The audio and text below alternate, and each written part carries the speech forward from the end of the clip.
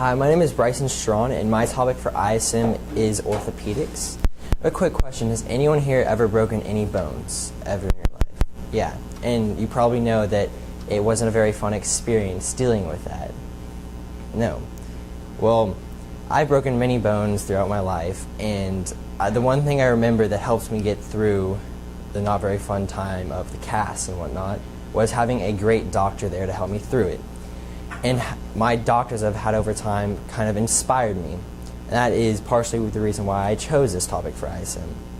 So it almost is as if fate decided it for me because of all the broken bones throughout my life, clearly. And so basically, because of that and all the time I spent in the orthopedic offices, I just kind of sparked my interest in the career field. Even though it may seem like I know exactly what I want to do, you can never really be certain of what it is at this point in your life. So one of the reasons I decided to take this class was so I could really decide if this is the career field for me or not. And this quote by W. Clement Stone embodies this. It is definiteness of purpose is the starting point of all achievement. And that is one thing I hope to achieve through this class, is finding my definiteness of purpose so I can start on my path to success and achievement. So a few things about me. I'm a senior at Frisco High School. I've played football all 4 years and ran track for 1 year. That's some of the reasons I've gotten all the broken bones over time. And next year I hope to attend at the University of Texas at Austin and plan on majoring in economics. You might see that and think that doesn't make sense, want to be a doctor. Well, liberal arts colleges, you have more freedom to take classes that you want, and economics isn't a liberal arts college, so that's why. And over time, the research I've done has helped me. The research I've done has been useful in helping me really decide what I want to do. And the first thing I did was the career outlook assessment. It basically gave me a general overview of the career, and I learned that they make a lot of money, and that is for sure. I mean, any doctor and any surgeon makes a lot of money. But then it's also a growing career field, and it is a very long time of school. That is one thing. It's almost 12 years or longer usually, and orthopedics is just like any other doctor, but it focuses on the musculoskeletal system. The next thing I did was the specializations of orthopedics. I basically just learned all the different things that you could specialize in orthopedics, and it ranges from general orthopedics to orthopedic oncology, which is dealing with tumors and cancer. There's hand pediatrics, which is children, shoulder, spine, podiatry, which is foot, sports medicine, and many others. And this was helpful because it kind of gave me an overview of all the different career things and what I might eventually want to look into doing in orthopedic. And the next thing I did was orthopedics and sports medicine, and previous research assessment sparked my interest in sports medicine, especially because I'd spent a lot of time in a sports medicine doctor's office with all the broken bones from sports. And it basically just explained how the doctor focuses on injuries related to sports, and it basically, most of it is non-invasive, which means non-surgical, and being able to get athletes like myself back into playing their sport. I would love to do that one day. And the next research assessment was getting into medical school. And this one basically just explained all the important tips on getting into medical school, and I basically need to learn about one major thing in becoming a doctor, which is getting into medical school, which is a major step. And it basically just explained how you need to work hard and get good grades throughout undergraduate, wherever you go, and do something unique to stand out. Like one of the interviews I did, I learned that the doctor was a firefighter, and that helped him stand out from all the other applicants to medical school he went to. And basically just do lots of practice interview, apply to lots of schools, because the more you apply to, the better chances of that you'll get into one. This was helpful because it basically just explained what all I need to work on throughout undergraduate school if I eventually want to get into med school. Next thing I did was why med students should study the business of medicine. So business isn't everything in life, especially in medicine. And if you have your own private practice, you need to know a lot about business because you're going to have to be dealing with all the patients and all of those different accounts. And it's vital to the success of being a doctor. And most students come out of medical school lacking the important knowledge to be able to do their career, and they wouldn't expect any business. And this was helpful because it kind of mixed two of my interests and showed me that business and medicine are related. The next research assessment I did was Obamacare's impact on doctors.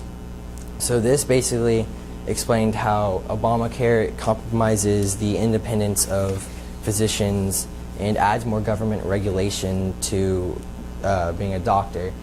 And it may seem like a good idea, but in reality it doesn't truly help not only the doctors but the patients either, because patients will go in and be needing to get a surgery, and their insurance through Obamacare will pay for them to talk to the doctor, but then they won't actually help them with paying for the surgery, which is the important part of it.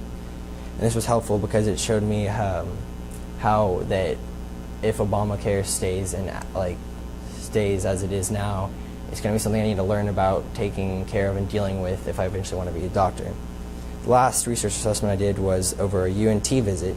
I went to 2 classes while at UNT, a sociology of sport and intro to kinesiology class. The sociology of sport class was really interesting because it gave you a different look on sports and how it affects athletes in school and their grades, and how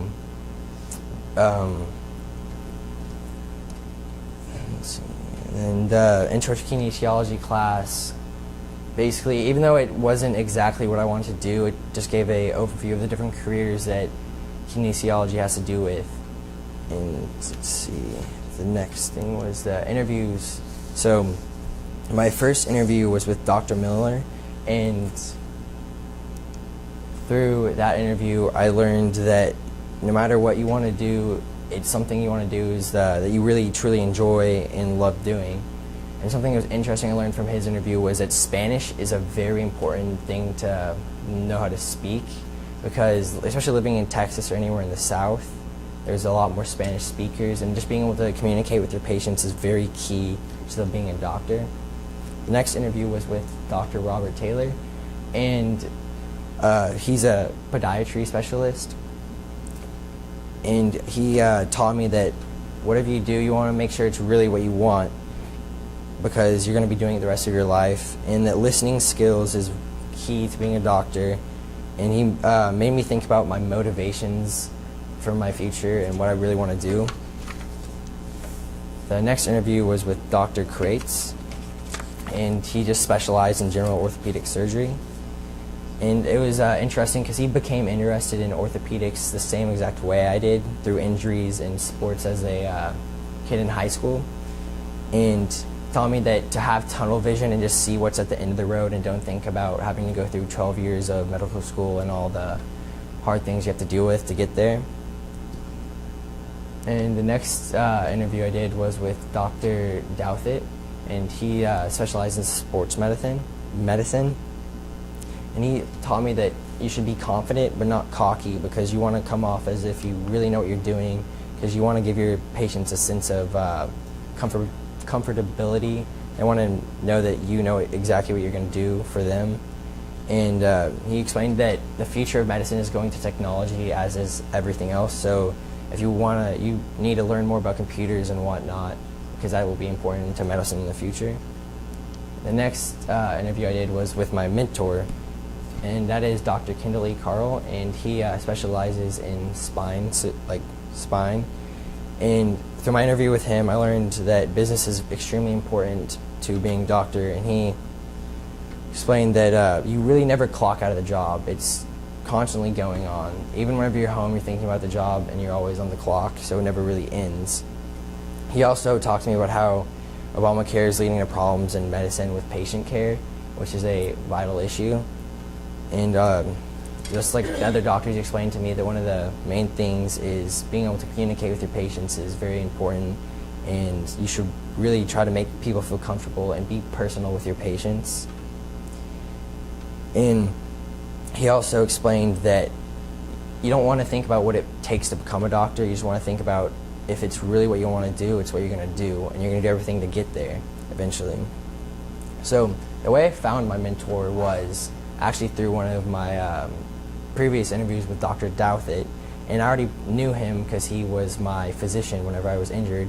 So it kind of led me to Dr. Carl, and I selected him because he's really relatable to me, and he seemed like someone I could learn a lot from and get a great experience out of throughout my ISIM year.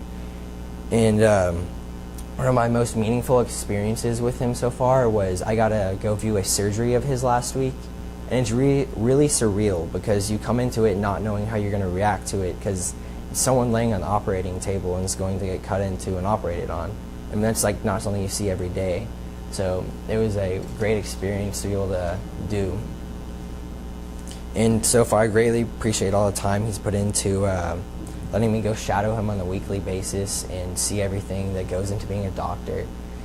And I really appreciated that. And the next thing is my original work. And I basically did a step-by-step guide to diagnosing a patient for spine specialists. And let's see how I gained the information. So most of the information I gained for this was just from viewing my mentor at work through shadowing him and seeing everything he does on a daily basis. And with all that, I basically put it all together and put it in order of how you do things and detailed each step. And I basically just compiled all the data.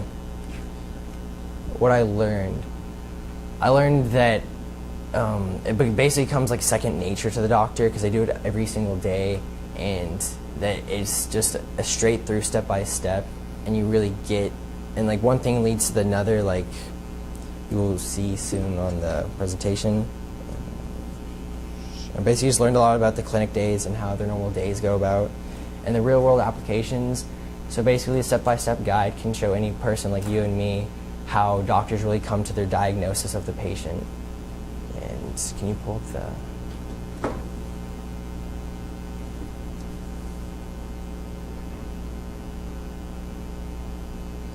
So this is my original work, and it's the general steps to diagnosing patients for orthopedic spine specialists. So the first step is basically, before you even meet the patient, you should go through all their charts, because pre-existing conditions and injuries are key in the diagnosis, because one problem might lead you to think that one thing is wrong with them over another. And these should be thoroughly looked over. Next step would be, depending on the problem, take a CT scan, X-ray, and or MRI of the patient's affected area. And these tell the doctor a lot about the patient, because it details inside, and they get a view of everything that's going on inside their body, and they can really see the problems that are going on. The next step is speaking with the patient. Just by talking to them, you can get a real sense of what's going on and what the problem is and how bad it is, and it helps with you coming to the diagnosis and how you're going to treat it. Next up is physically examining the patient's areas of problem. And with dealing with spine, numbness and loss of strength in the feet lead to the lower back.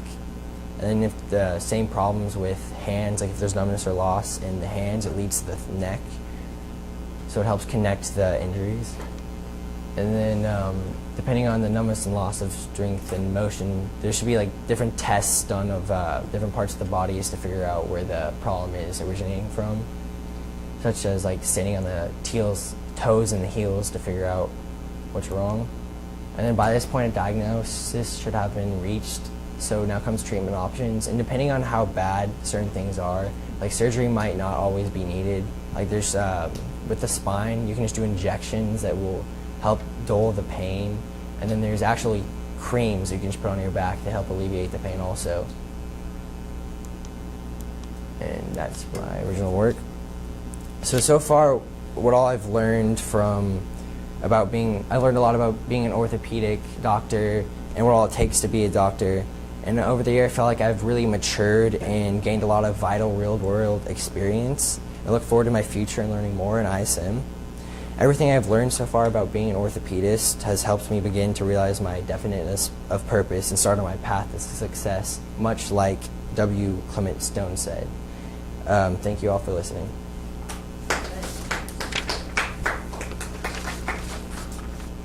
Can you turn off the